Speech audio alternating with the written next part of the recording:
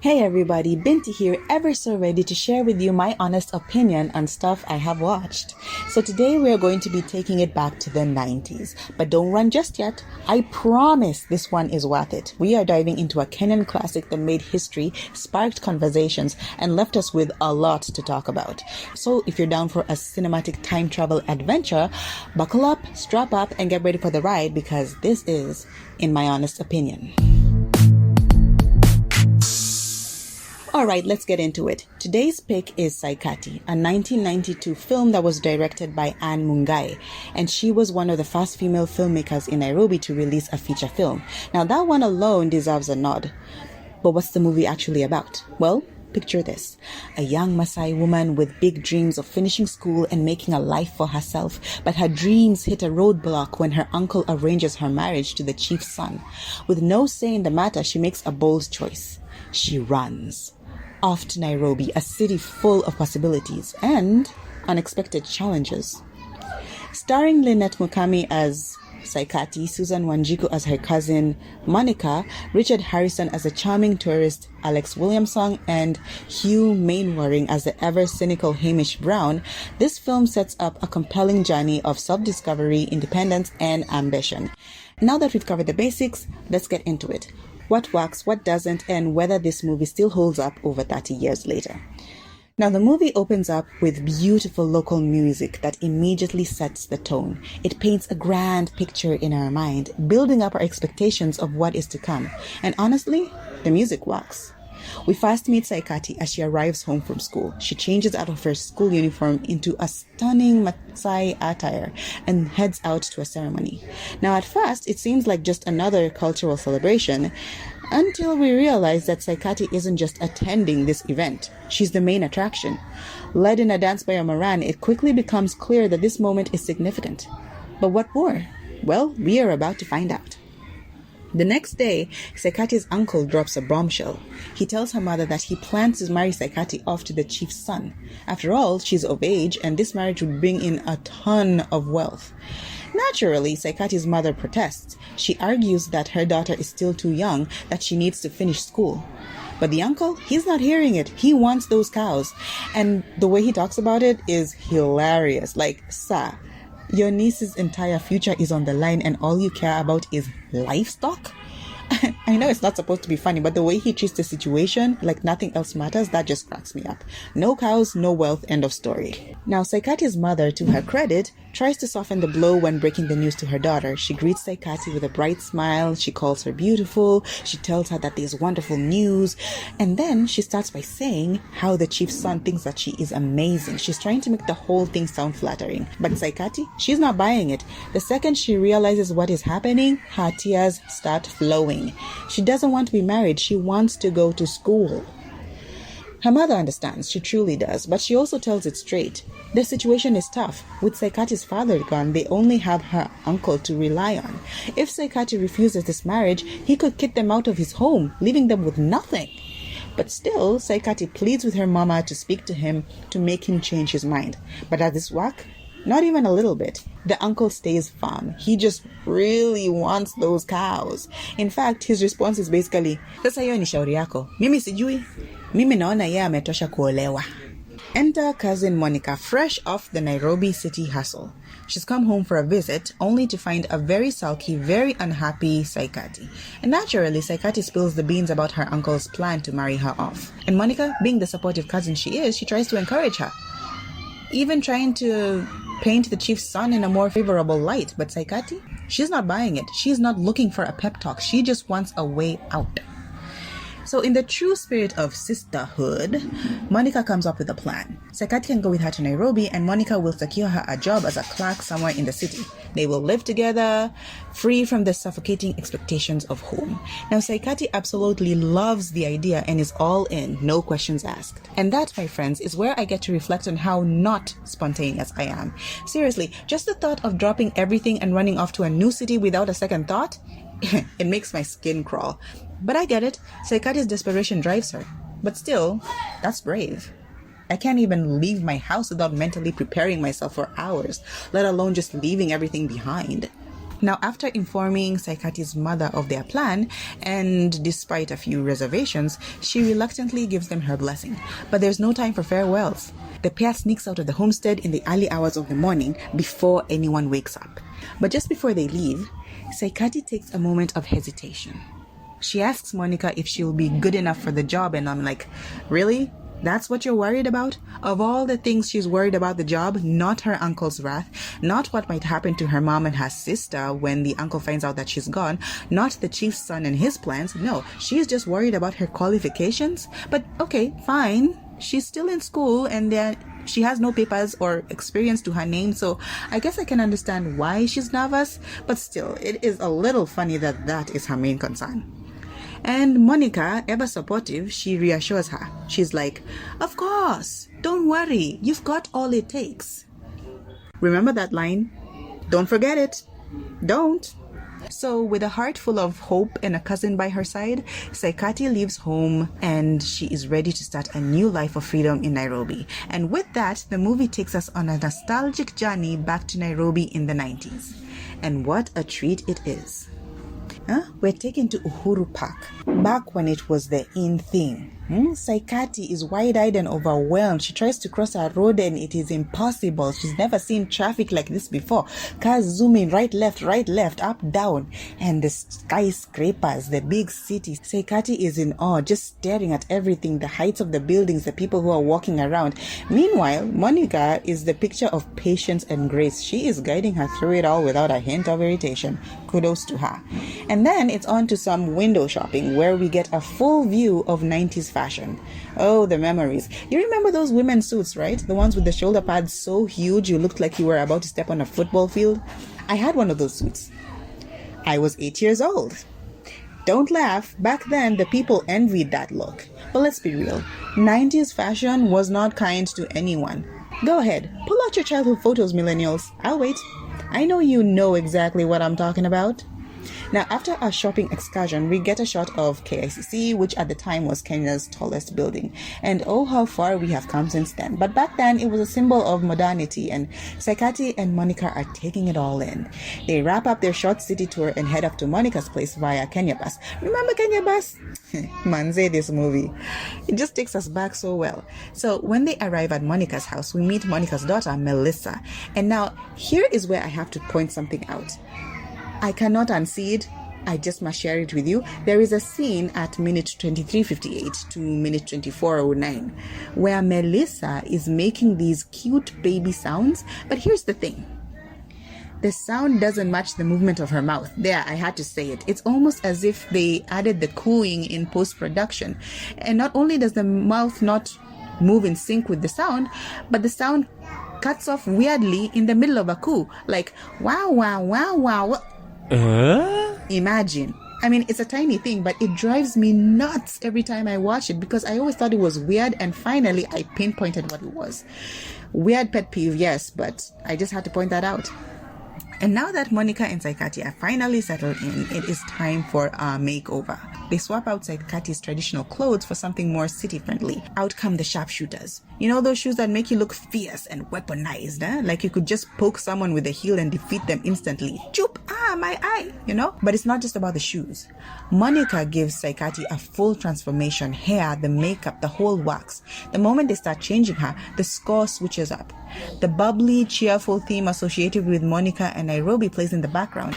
But as Saikati's traditional clothes come off, we hear the subtle undertones of the traditional folk music. And it works beautifully to signify that Saikati is leaving behind her old life in search of something better, something she believes that Nairobi can offer. It's a quiet moment, but one that is so powerful once you realize the symbolism. And by the time she is fully transformed, oh my goodness, she looks like she is a hanger. Anyway, she looks sharp if you look at it based in the context, based in the setting, the time period. So, wacha nisiseme. Within the context of 90s, she is the epitome of city chic. As Saikati admires her new look, she asks about the guy who is giving her the job, and Monica casually mentions that they will be meeting him and his friend for dinner that night. But wait a minute, Monica gets a little starry-eyed look when she talks about one of them. What's going on there, Monica? Anything you want to tell us? I don't know. Okay, so now we are introduced to Hamish and his buddy Alex, who are lounging around at a hotel. First off, we've got Hamish, your classic don't care about your feelings kind of guy. He will say whatever he wants, however he wants, and if you cry about it, tough luck. And guess what? He is the one who has Monica all goo-goo-eyed because, of course, there really is someone out there for everyone, isn't there? And then there is Alex. He is the complete opposite. Sweet, gentle, and the kind of guy who will go out of his way to help a friend. He is the one giving Saikati the job. The two of them are in Kenya on holiday, hoping for a safari. And while Alex is all about learning what he can about the trip, Hamish, well, he is just determined to be bored with everything and everyone. But here's the thing that gets me. On the one hand, we have Saikati's uncle, who was all about the cows. That was his entire focus. And now here, Alex is focused only on his safari book. Like, Hamish is trying to tell him to be ready because that night they are meeting some women for dinner, and he's trying to tell him, be polite, be nice, be up your game. But all Alex is interested in is the safari, this book, this safari. I mean, how did we get here? One guy is with cows, the other one is with safari. What is going on? It's like they have their own little worlds and neither of them seems to care much about anything else. What is happening? The logic is not logicking. So dinner time comes around and our two guys are waiting for Saikati and Monica at the hotel restaurant. Saikati walks in and you can see the shock on her face as she stares at the buffet, especially the food. She doesn't even know where to start. And then in classic Saikati fashion, she orders milk and ugali. Well, guess what? The milk arrives but no ugali. Instead, Hamish sarcastically suggests she tries the lobster thermidor. Now, cue Saikati's panic. I mean, she has no idea what half the menu is talking about. And the worst part, Monica doesn't exactly do her a favor by ordering something easier for her. I mean, come on, Monica, you could have helped a girl out. What is she supposed to do with lobster thermidor? I don't even know what that is. So anyway, the lobster arrives and Saikati just looks priceless. She's staring at it like, what evil creature is this? But then Alex encourages her to try it. And the taste? Well, it brings Saikati to tears. Now, I have to ask, does lobster thermidor taste that bad? Like, I'm not a seafood expert, but if it is going to make me cry, I think I will pass. Thank you. Can someone tell me what's up with that lobster thermidor? Anyone, please, in the comments? Now, Monica notices that Saikati is about to lose it, so she drags her to the bathroom where Saikati promptly bursts into tears. And you know what? I get it. A different town, a whole new culture, unfamiliar food. This girl has been through a lot in one day. Monica reassures her, saying that she's fine, she's beautiful, everything will be okay. She even mentions that Alex seems to have taken a liking to her, and she tells Saikati to be nice, to be kind, to smile at him. And you know what? That line, you've got all it takes, she says it here. She said it. Red flag. Now, after their little bathroom retreat, Monica and Saikati head back to the restaurant. Hamish sends Saikati to meet Alex, who is already in his room. And when Saikati enters his room, she is hit with the biggest shock of her life. There is no job. There is no clerk position. It is just, I mean, the reality of what Monica actually does hits her like a blow to the face. So Saikati bolts out of the room, running for her life. Her mom's warnings are running through her head, and it is a wake-up call. So Monica finds Saikati outside, and it is time for a little confrontation. Saikati calls her out on deception. Monica finally admits that she had no choice. She needed the money to support her daughter, Melissa, and this was the only way she could think of to get it. She would do anything for her kid. Now, the guys joined them outside, and Alex immediately apologized to Saikati for the misunderstanding. But Hamish, he's like, dude, why are you apologizing? Nothing even happened. Classic Hamish. Nothing happened between Saikati and Alex. That's a relief, but Saikati has had enough of the Nairobi life. She's done. She wants to go home. She turns to Monica and asks to go back to Maasai Mara the next day. But Monica, she's not ready to give up on her safari dream with Hamish, so she tries to convince Saikati to stay longer. But Saikati is firm. I would rather go home and face the chief's son. Thanks. So Alex offers to take Saikati home, which works out perfectly since they're all going to go to the safari anyway. They'll be headed to the Maasai Mara the next day. They'll go, he'll take her home, case closed. Meanwhile, back at home, a council is held where it turns out that because Saikati ran away, the chief's son is going to marry someone else. So when Saikati's uncle is asked about his thoughts on whether Saikati will come back, he responds in his classic way. Mimi sijui, sijamfukuza, akirudi ni sawa. Classic uncle. Never change, dude. Never change. Now, on the other side, Hamish and the gang go to Masai Mara for their safari adventure, and to be honest, it goes on for a long time. Like seriously, it is 6 minutes of animals. Don't get me wrong, the scenery is gorgeous and the animals are fun to watch, but the scene just drags. However, it did leave me wanting to go to Masai Mara myself to experience it firsthand, so I mean, mission accomplished, I guess. It reminds me of Pride and Prejudice, which also made me want to visit India after seeing it. But unlike Saikati, that movie managed to showcase the country without making me feel like it was an episode of National Geographic. They blended the touristy bits seamlessly into the plots.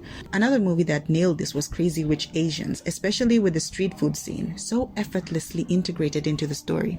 Now, during this safari, we see shots of Alex and Saikati hanging out, sharing whispers, pointing out wildlife to each other, and it is so sweet to watch. It is subtle. Blink and you will miss it. I love that. It's a nice break from the fiery, overt romance we see all the time these days, and I'm here for this more quiet, understated connection. And another thing I liked was how attentive Alex was towards Saikati. He notices what she likes, what she doesn't like, what she needs and what she doesn't need. He's just in on it. She literally doesn't have to ask for anything. More Alexes in the wild, please. We need this energy. More. Yeah! Now, during their lunch break, they discover that there is a hot air balloon ride happening soon, and everyone wants to go. Well, everyone except Saikati. She's had enough sightseeing and is ready to head home. Hamish is so pissed off by this. Why does she want to go home? He's probably thinking. What does she even have at home? Why does she want to leave this experience? And Monica is no help either. She calls her a spoilsport and she tries to push her to have fun. Thanks, Monica. That is really supportive. Now, once again, Alex steps up and offers to take her back, sacrificing the balloon ride with his friends. Aww, so cute. So Hamish and Monica go up in the balloon while Alex and Saikati head out in the car. But of course, they get lost. And yeah, this one is on Alex. Long story short, Alex insists on following the map even though Saikati knows the way and points it out to him. But no, Alex has to stick to the map. Cue getting lost. To add on to that, their car runs out of fuel and they are forced to continue on foot. Now, you would think that this would be a perfect moment for them to bond. Maybe get to know each other better, right? Wrong. We are robbed of that moment. They just walk in silence, and when they do talk, it's only about how lost they are. Now, at some point, Alex climbs a tree to get a better view, but they have to leave in a hurry because there are some elephants nearby and they are getting agitated. So as Alex comes down, he slips and falls, injuring his leg. Ouch. He tries to push through it, but Saikati steps in and takes care of him, picking herbs to treat his injury. And now, once again, this could have been a great opportunity for their chemistry to shine, but no, we are denied that as well. Come on, people, can we not catch a break? I'm sorry, but I cannot fix this problem for you. But in the end, with the help of some game wardens, Alex and Saikati manage to make it back to the lodge where Hamish and Monica are waiting. Now, Alex, being the considerate gentleman he is, tries to get Saikati a room of her own, but of course, the rooms are full. And since Hamish would rather die than share a room with Alex, guess who ends up in the same room? Yep, Alex and Saikati. Now, at dinner, Hamish and Monica head to the bar while Alex and Saikati are left alone at the table. Alex immediately apologizes for them sharing a room and he assures her that he will be a gentleman. He promises that he will take her home the next day, if that's what she wants. And just as he finishes up his assurances, Saikati excuses herself and walks off. Now, this part reminded me of a moment in the Bible from the story of Esther. You know when Esther exposes Haman's treachery to the king and the king just storms off and we never get told why? Well, Saikati's sudden exit after Alex's warm words gave me a weird flashback to that scene. I can't fully explain why, but it just did. So as Saikati leaves, we all know what happens next. Paka kitoka, panya hutawala. No sooner does she walk away than a tourist woman swoops in and joins Alex at his table. Oh, no you don't. Alex, being the chivalrous guy that he is, obliges and they start talking about the usual stuff. Names, where they are from, that kind of thing. But then Saikati comes back into the dining area and sees the two of them talking. She hesitates, but she gathers some courage and starts walking towards them. But here's the thing. The tourist woman gives Saikati the look. You know the one I'm talking about, ladies. The look that makes you feel like you're suddenly invisible or not good enough. Well, it works. Saikati loses whatever little confidence she had and turns to leave. But just then, Alex notices her and bolts up from his seat and rushes after her. Oh, that was so cute! Yeah, that was cute. Meanwhile, the tourist woman just shrugs, clearly unfazed, and goes on her merry way. Whatever. Alex brings Saikati back to the table and asks why she didn't join them. Very gently, mind you, this guy is amazing. Now, Saikati explains that the woman's look made her feel cheap. But Alex reassures her that that woman doesn't matter. You're my friend, and that's all that matters, he says. Cue the collective "aww" from the audience. Now, for those of you who think that Alice just friend-zoned her, let me stop you right there. There is no friend-zoning happening here. Are we together? Stop ruining my dreams. And finally, we get the kind of conversation we have been waiting for. One that has just the right touch of romance. Picture this. Romantic saxophone music playing in the background, everyone dressed up for dinner, the subtle body language, the leaning towards each other, the lingering eye contact, and yes, Saikati is rocking her sharpshooters. Can you feel the love tonight? So Alex suggests that maybe Saikati doesn't need to go home after all. She could just stay and enjoy the rest of the safari with him, with them. But Saikati insists that she must go back home. Hold up. Must? I'm sorry, am I missing something here? Why must she go back home? Up until this point, it seemed like she was leaving home because of the culture shock and the weirdness with Alex's room, but now she's acting like it's some grand, inevitable destiny. What's changed? Well, she tells us. She explains that she came to Nairobi to run away from the pressure of marrying the chief's son. She doesn't love him, and now she's realized that she needs to go home to finish her education. She wants to become a doctor. Now, here's my issue, though. When exactly did she come to this conclusion? Because up until now, she has been either crying over lobster thermidor or looking at wild animals. We never saw her go through a reflective moment where she considered her future and made a decision to go back home for her studies. So this sudden change in perspective feels a bit out of the blue, especially after all that talk about escaping her hometown and forging her own path. Does she not care about the whole chief's son thing anymore? I don't know. So now it's Alex's turn, and he opens up a bit about why he's in Kenya. It turns out that he's trying to escape some personal stuff, including a bad breakup. Now, Jamani, who would break Alex's heart? He's such a sweetheart. Poor guy, people are mean. Anyway, they sit there, staring at each other awkwardly, the saxophone playing on, and it is very clear to anyone watching that they have just had a mini date, but neither of them knows it yet. The next day, as promised, Alex drives Saikati home. They stop along the way so she can change into her traditional clothes, and the smile Alex gives when he sees her in those clothes is so wholesome. Saikati, there are schools in Nairobi too. Anyway, jokes aside, they stop a short distance from her village, and Saikati is so happy to be back.